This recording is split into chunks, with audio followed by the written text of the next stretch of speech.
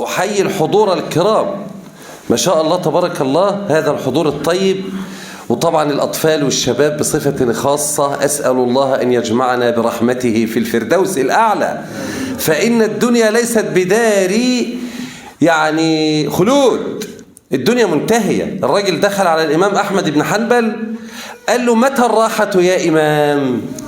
أصل احنا بيضحك علينا في الدنيا كتير.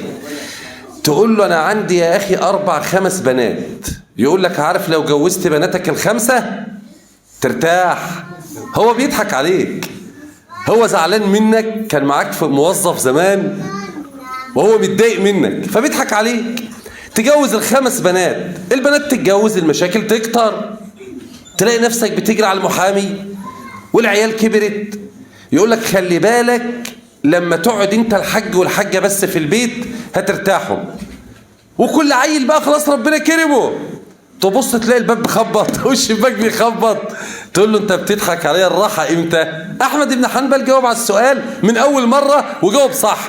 لذلك قال العلماء: انما العالم هو الذي يسأل فجأة فيجيب إجابة سليمة. صليت على النبي صلى الله عليه وسلم. اوعى تفكر ان العالم اللي يبهرك بمحاضرة ابدا. اي عيل في اولى اعدادي لو قلت له حضر لي موضوع عن صيام رمضان، الواد يسهر اسبوع، هيجيب ايات الصيام: يا ايها الذين امنوا كتب عليكم الصيام، وهيجيب احاديث الصيام كلها: من صام رمضان ايمانا واحتسابا، وهيجيب صيام الصحابه وهدي الصحابه في رمضان وهدي التابعين. هيبهرك لان الواد محضر ومجهز.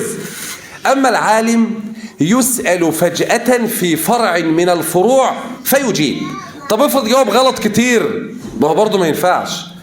كانوا يعلمونا زمان يقول: ايه المانع لما الواحد يقول لا اعلم؟ ايوه يا عم عادي، بس مرة مرتين، لكن على طول كده يعني كل ما تسأله يقول لا اعلم لا اعلم لا اعلم، تيجي تقول لك تواضع. لا، عمر الامام مالك ما عمل كده، كان يقول لا اعلم بس قليل، كأنها قطرة في بحر من علم الرجل. أسأل الله العلي العظيم أن يغفر ذنوبنا. فأحمد بن حنبل جاب من الآخر في إجابة واحدة. الراجل بيقول له: متى الراحة يا إمام؟ قال له: عند أول قدم تضعها في الجنة. قال له: طب والدنيا؟ قال له: ما فيش راحة، لأن ربنا بيقول: لقد خلقنا الإنسان في كبد، تعب مستمر. أضحك عليك؟ فهم ضحكوا علينا بقى زمان، يجيب لك الفيلم أبيض واسود واحنا كنا نسهر زمان سنة 80، وتلاقي الواد الفقير عايز يتجوز البت الغنية، البت تقع في الترعة، الواد ينقذها بدراعه عضلات، يوم ابوها يقول له: انت جدع يا واد، انا هجوزك البت واديك المصنع واديك ال1,000,000 جنيه. سنة 80 المليون ده كان يملى بيت يعني فلوس. الواد يتجوز البت، تيجي اخر لقطة في الفيلم يكتب كلمة النهاية، ان الحياة بقت سعيدة.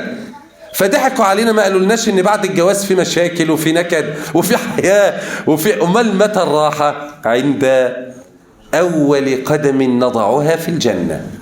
فنسأل الله ألا يحرمنا من الفردوس الأعلى، لأن اللي يتحرم من الفردوس الأعلى هو ده الدعاء: إذا سألتم الله الجنة فاسألوه الفردوس الأعلى.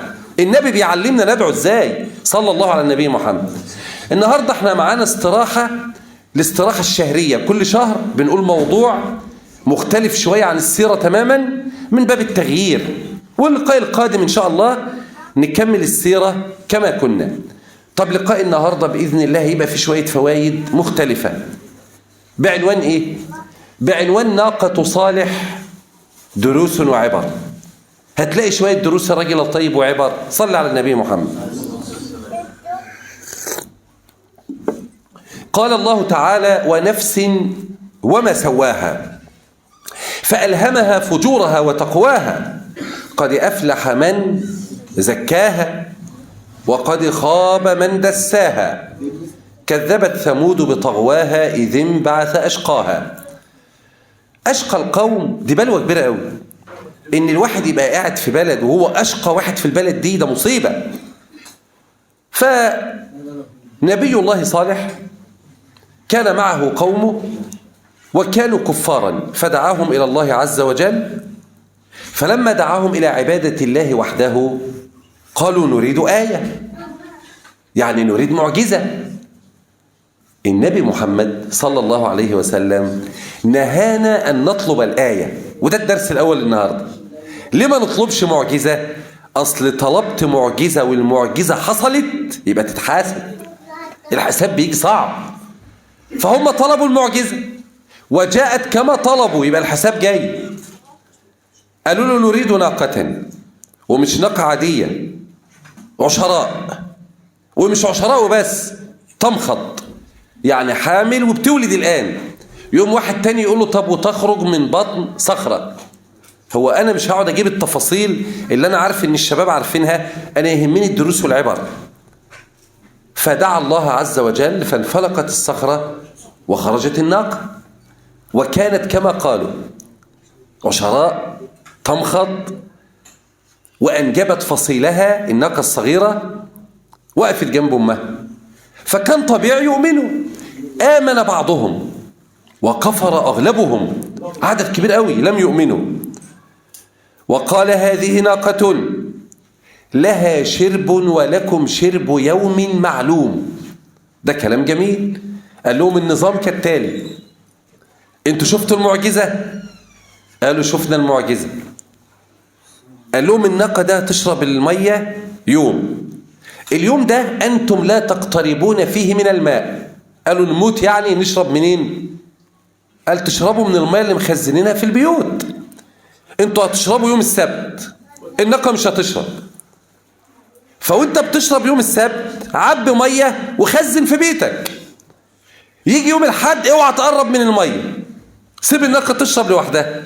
طب ونشرب منين؟ ما قلنا من المية اللي في البيوت. فلم يعجبهم. تخيل، مع ان النبي صالح قال لهم ده انتوا في يوم الحد هتقعدوا في البيوت تشربوا مية وتشربوا لبن الناقة، لأنها كانت تأتي بلبن يسقي المدينة كلها.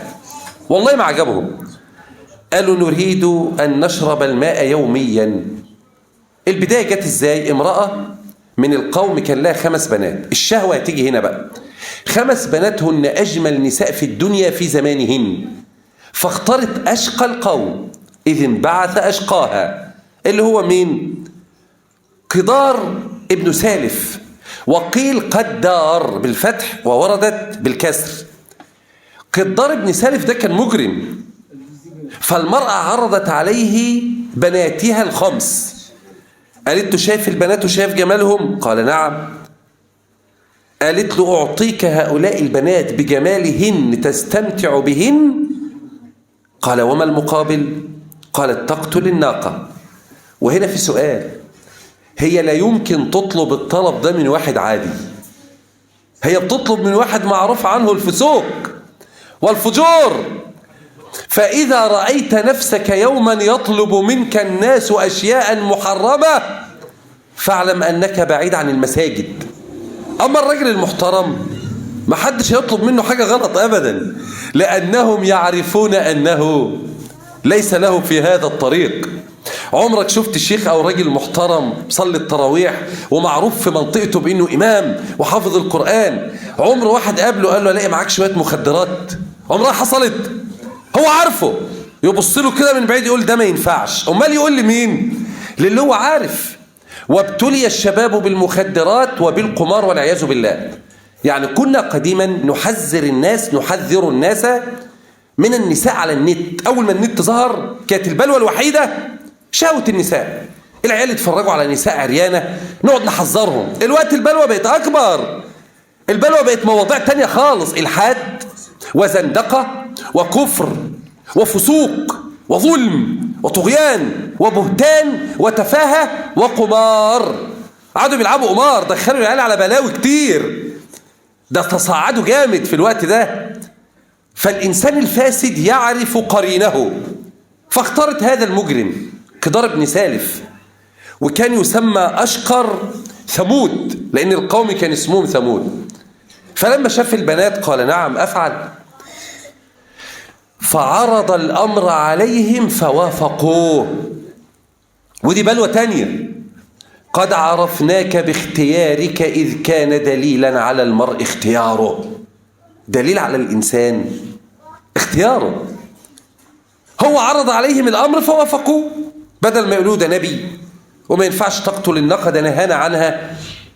9 رهط، فتعاطى فعقر، فضرب الناقة في قلبها فسال منها الدم وماتت. فلما ماتت جرى فصيلها، الجمل الصغير طلع فوق جبل، وقف عند صخرة وعوى 3.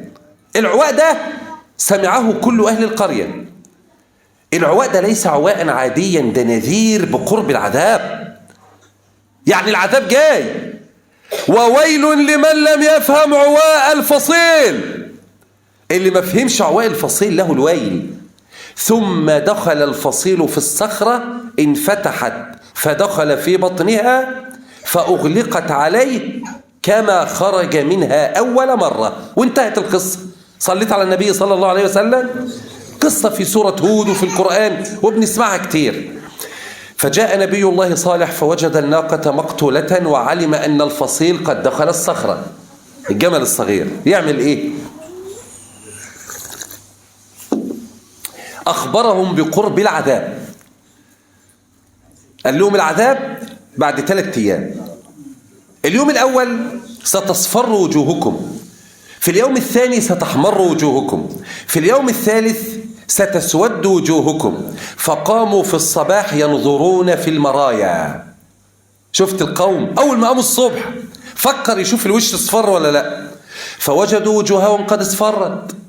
وفي اليوم التالي نظروا في المرايا فوجدوا وجوههم قد احمرت.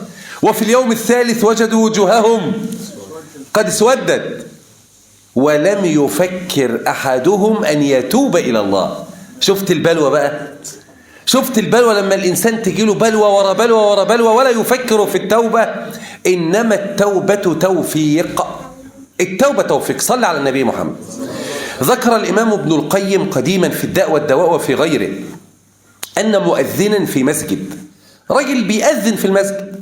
كانوا قديما ما فيش ميكروفون، اللي بيأذن فين؟ بيقف على باب المسجد ويزعق. الرجل كان في العراق، وهو واقف قدام المسجد بيؤذن، مرت عليه امرأة رائعة الجمال فتعلقت عيناه بها فقطع الأذان وانطلق خلفه. ساب الأذان وساب الصلاة. أصل أنت بتستغرب لما تقول فلان ويفتن. أيوة، شهوة النساء. إذا كانت المرأة جميلة لا تأمنن على النساء رجلا فليس من الرجال على النساء أمينه. تقول لي لا أصل راجل طيب، أصل محترم تقعده مع واحدة جميلة إزاي؟ صعب جدا. الراجل ساب الأذان وطلع يجري وراه، هو يكلمها وهي تكلمه، تعلق قلبه بها. فقالت له أين الطريق إلى حمام بن جابي؟ قالت له أنا رايحة حمام اسمه حمام بن جاب، كان زمان يروحوا يستحموا في الحمام ده ويدفعوا أجرة حاجة بسيطة درهم. قال فمشيت معها وأرشدتها إلى الحمام ثم اختفت. الراجل اتجنن يدور عليها في البلاد بعد ما كان مؤذن. يا جدع تعالى صلي، لا. تعالى أذن، لا. فضل ماشي في الشوارع كده يقول ايه؟ ألا رب سائلة يوما وقد علمت أين الطريق إلى حمام بن جابي. يقولوا له يا جدع قول لا إله إلا الله، تعالى صلي معانا. يسيبهم ويجري في الشارع مجنون. يقول ألا رب سائلة يوما وقد علمت. تقول لي يا شيخ هو الحب يجننه بالشكل ده؟ أيوة، إيه المشكلة؟ من العشق ما يعمي ويصم. في كتاب العشق للإمام ابن القيم، روضة المحبين قصدي، والداء والدواء، فيه العجب من مثل هذا. قيس لما حب ليلى اتجنن برضه. كان بيعمل ايه قيس؟ كان يقول ايه؟ قد يقول ايه؟ يقول ولقد اطوف على الديار ديار ليلى اقبل ذا الجدار وذي الجدارة وما حبي للجدار ولكن حبي لصاحبة تلك الديارة. ده خلى الديار مذكر ومؤنث. الهاب الجنون بقى. فالتاني مش لغاية ما جاي يموت يا راجل يا طيب. وهو بيموت قعدوا جنبه وصعبان عليهم، ده كان مؤذن. قالوا له يا رجل قل لا إله إلا الله. يقول رب سائلة يوما وقد علمت أين الطريق إلى حمام بن جابي، ثم مات. صليت على النبي صلى الله عليه وسلم. بلوى كبيرة قوي. 3 أيام الوجوه اصفرت واحمرت واسودت ولم يتوبوا. امال الطبيعي كانوا يقولوا يا رب احنا بنتوب. طب ويتقبل ان الله لا يغفر ان يشرك به ويغفر ما دون ذلك. الواحد مهما عمل من ذنوب ليس له الا الله. الشيطان بيجي لك يقول لك ابعد، قول له ما لياش غيره، انا هرجع لربي. هو انا حد يتقبل الدعاء إلا الله عز وجل؟ ولم يتوب ونزلت عليهم الصاعقة. لذلك قال الله عز وجل فلما جاء أمرنا نجينا صالحا والذين آمنوا معه. ده بالنسبة لسيدنا صالح، وأخذ الذين ظلموا الصيحة. يبقى إذن في صيحة وفيه رجفة وفيه صاعقة. طب والثلاثة يجوا مع بعض إزاي؟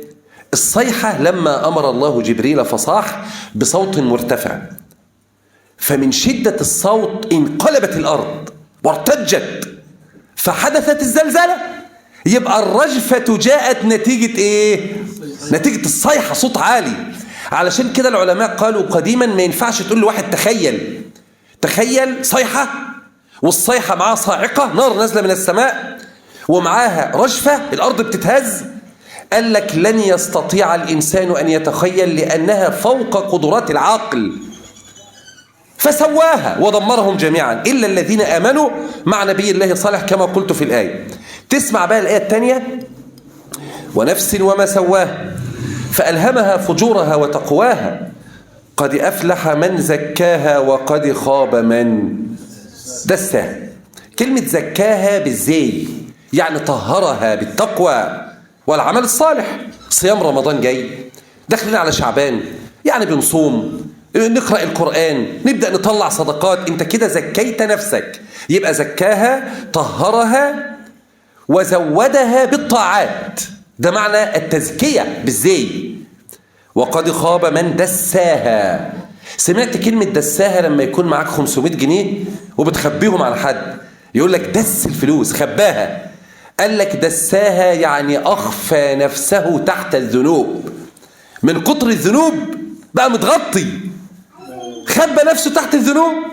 وهنا في نقطة مهمة بتخلي الشباب دايما يسألوا عن الإنسان مجبر ولا مخير. يقول لك طب ما الله تعالى هو الذي يخلق ما يشاء، فالإنسان مجبر ولا مخير؟ انت راجل موظف، راجل محترم وشغال في شركة عند راجل صاحب الشغل، صاحب الشركة. لو انا قلت لك بكرة الصبح اول ما تيجي تصبح عليه كده اخبطه بوكس في بقه، تعمل دي؟ هتقول لي لا يا مولانا انا عندي عيال. يبقى انت مخير اهو، انت عارف ان انت تقدر تعمل دي وتقدر ما تعملهاش. فافعال العباد بقدر الله، ولكن العباد لهم اختيار في امور ومجبرون في امور. مجبر في الموت، مجبر في المرض، مجبر تحت المطر. هذه امور قدريه والعلماء شرحوها كتير زمان. اما في امور انت مخير بيها، رغم ان انا قلت لك اخبط الراجل بوكس في وشه، انت هتقول لي لا ده انا هقابله احلى مقابله، اقول له ازاي حضرتك يا فندم وانا اسف ان انا اتاخرت. ايه ده يا اخي؟ ده انت بتسيطر على نفسك اهو، ده انت عندك اداره. ليه؟ عشان راجل مرتبك 3-4 آلاف عايز تحافظ عليهم، عشان العيال برضه والمصاريف. فالانسان عارف بيعمل ايه. فسبحان الله العظيم تسمع الايه يا اخي قد افلح من زكاه. في ايدك اختيار تصلي وتصوم وتزكي وتبقى محترم وتبقى مؤدب. وقد خاب من دساها كذبت ثمود بطغواها إذ انبعث أشقاها. أشقى واحد في القوم قدار بن سالف. فقال لهم رسول الله ناقة الله وسقياه فكذبوه فعقروه. ناقة الله وسقياه هنا يعني دعوها، اتركوا ناقة الله وسقياه، سيبوها تشرب، ما تجوش جنبها. هم تعدوا المرحلة دي وقتلوها كمان. فكذبوه فعقروها فدمدم عليهم ربهم بذنبهم فسواها ولا يخاف عقباها. كلمة دم دال ميم دال ميم، كلمة عجيبة في اللغة ملهاش مثيل. أنا هرجع لها تاني اهو أشرحها لوحدها دي. فدمدم عليهم ربهم بذنبهم فسواها، ساوى بين الجميع في العقاب. إزاي يساوي بين الجميع في العقاب؟ هو كله قتل، ده هم 9 اللي قتلوا.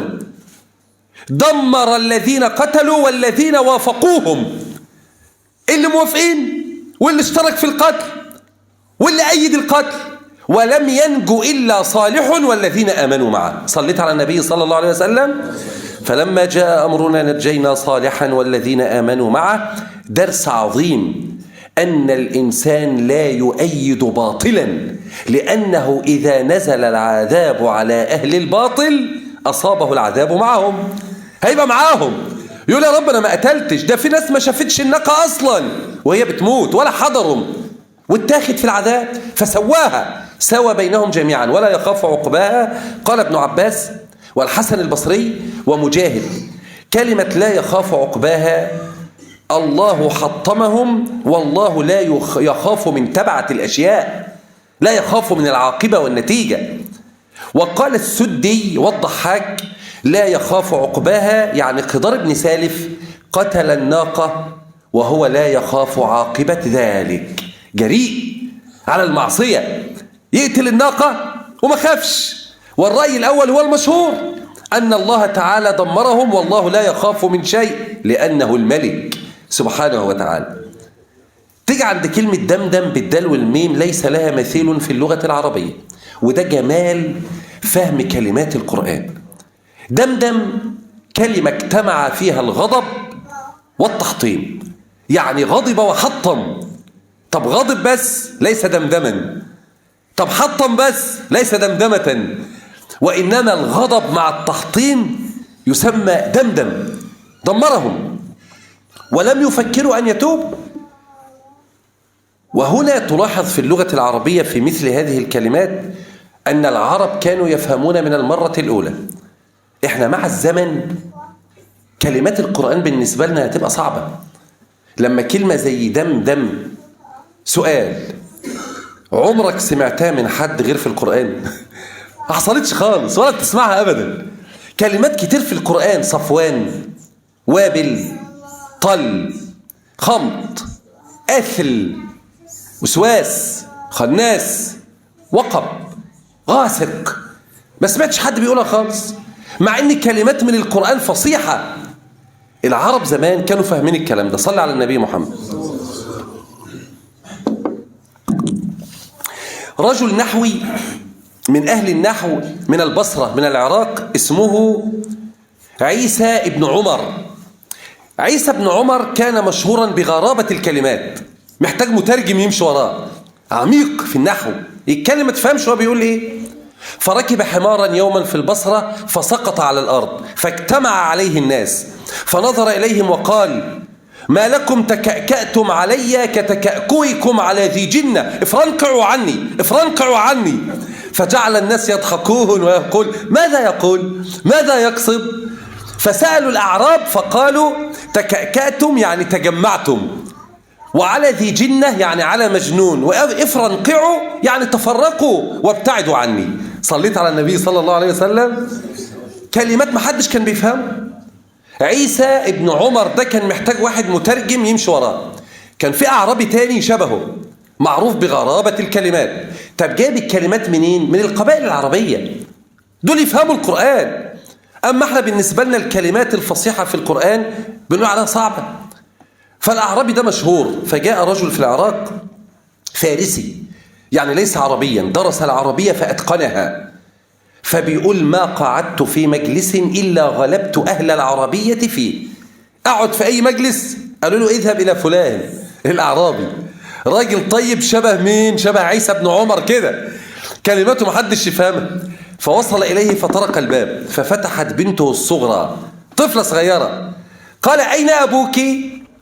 قالت: أبي فاء إلى الفيافي ليفيء بفيء، فإذا فاء الفيء فاء أبي. قال: بسم الله الرحمن الرحيم. أنت بتقولي إيه؟ قالت له: أجيب عن سؤالك. دي لغة عربية فصيحة، هي بترد عليه. قال: ما فهمت عنك شيئا. والجملة اللي هي قالتها معناها إيه؟ أبي فاء يعني ذهب إلى الفيافي إلى الصحراء، ليفيء بفيء يعني ليرجع بصيد، يجيب أرنب ولا حاجة. فإذا فاء الفيء يعني إذا دخل الليل، فاء أبي يعني رجع أبي إلى الدار. فقال: ما فهمت عنك شيئا. قالت: ألست عربيا؟ أنت راجل مش عربي خالص، يعني إزاي مش فاهم اللي أنا بقوله؟ فقالت أمها من داخل الدار: من يا بنيتي؟ قالت: رجل أعجمي لا يعرف العربية. وهو جاي ينافس ذلك الرجل. وقيلت عن سيبويه أيضا، يعني القصة رويت عن سيبويه إمام النحو، ورويت عن ذلك الأعرابي صاحب الغريب. الكلمات جت من طفل. قال: إذا كانت الطفلة تقول هذا فماذا يقول أبوها؟ لما العيلة الصغيرة. والفيافي كلمة فصيحة جمع، مفردها الفيفاء، وكلمة فيفاء الصحراء، اللي مسافر يقول أسافر في البيداء والفيافي والقفار. صليت على النبي صلى الله عليه وسلم. إذن العرب كانوا يفهمون الكلمات. أحد الأعراب دخل يوما على أمير من الأمراء فأراد أن يمدحه، فقال له: أمدحك وتعطيني شيئا؟ قال: امدح. فمدحه فلم يعطيه شيء. فقال: أمدحك بقصيدة أخرى؟ قال: امدح. فمدحه فلم يعطيه شيء. فمدحه بثالث فلم يعطيه شيئا. قال: أنصرف؟ قال: انصرف. يعني أنت مش هتاخد فلوس وامشي، ولو اتكلم هيتضرب. فنظر فلقى جارية سوداء اسمها عاتكة قاعدة جنب الأمير ولابسة عقد يا راجل يا طيب يساوي يعني آلاف الدنانير الذهبية. فقال للراجل اللي واقف جنبه: من هذه؟ قال له: عاتكة، جارية من الجواري اشتراها الرجل بالمال ولكنه يقربها منه. شاف العقد اللي لابسه ده العقد ده يعمل آلاف الدنانير. الراجل خرج حزين فكتب بيت شعر على السور على الدار من الخارج. كتب ايه؟ لقد ضاع شعري على بابكم كما ضاع عقد على عاتكة. قال زي ما العقد ضاع مع دي انا الشعر ضاع عندك جوه. واحد من الحرس لمحه ومسكه من رجله وقال له: انت رايح فين؟ انت بتكتب ايه بالطبشور ده؟ انا هجيب لك الراجل. الراجل اول ما جه هو عرف ان هو جاي في الطريق بايده كده بسرعه وشطب على ايه؟ حرف العين له ديل تحت كده، ساب الهمزه اللي فوق بتاعه العين ومسح الديل اللي نازل لتحت. فالهمزه بقت العين بقت همزه مع حرف العين في اخر الكلمه. لو انت شلت الديل بتاعه بقى ايه يا عم؟ بقى همزه. فجاء الامير قال له: انت كاتب ايه؟ قال له: اقرا. فقرأ: لقد ضاء، يعني نور، لقد ضاء شعري على بابكم كما ضاء عقد على عاتكة. فضحك الرجل وقال: هذا بيت فقئت عيناه فأبصر. قال له: البيت ده انت فقأت عيني، فلما فقأت عينيه أبصر، بقى بيشوف. قال الراوي: فكان وصفه لشرح البيت أبلغ من بيت الشاعر. صليت على النبي صلى الله عليه وسلم. أنا ليه وقفت الوقفة ده عند كلمة دمدم؟ ليعلم الناس كيف كانت العربية قديما وكيف كان العرب قديما بارعين يفهمون كلام ربنا. إنها كلمة لا مثيل لها في اللغة العربية، فنحن في أمس الحاجة إلى أن نعود إلى الفصحى لنفهم القرآن. أسأل الله العلي العظيم أن يغفر ذنوبنا وأن يستر عيوبنا. اللهم صل وسلم وبارك على النبي محمد.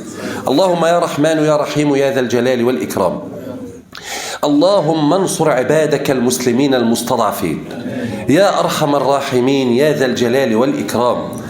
اللهم ارحم أطفال غزة، اللهم ارحم المسلمين المستضعفين في مشارق الأرض ومغاربها. يا منتقم يا جبار انتقم من أعداء الدين. اللهم حطم الكافرين، اللهم حطم الكافرين وحطم أعوانهم. اللهم دمر الكافرين ودمر أعوانهم. وصل اللهم على النبي محمد، والسلام عليكم ورحمة الله. في بيت الشعر لسه هنكتبه بتاع النحو برضه 3 دقايق كده.